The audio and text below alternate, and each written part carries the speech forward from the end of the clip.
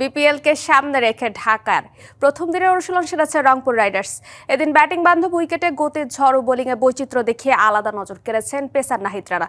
বিপিএলে নিজের বোলিং নিয়ে আত্মবিশ্বাসের কথাও শোনান তিনি।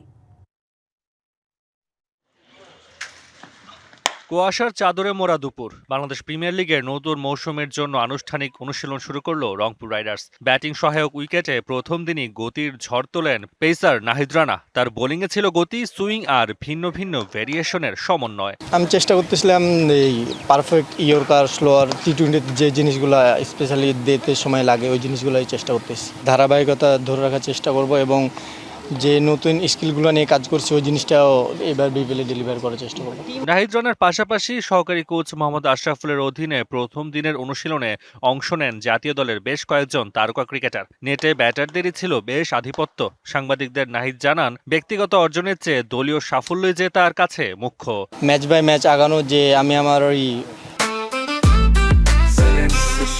জেনেক্সে শিফট করো, লাইফকে লিফট করো।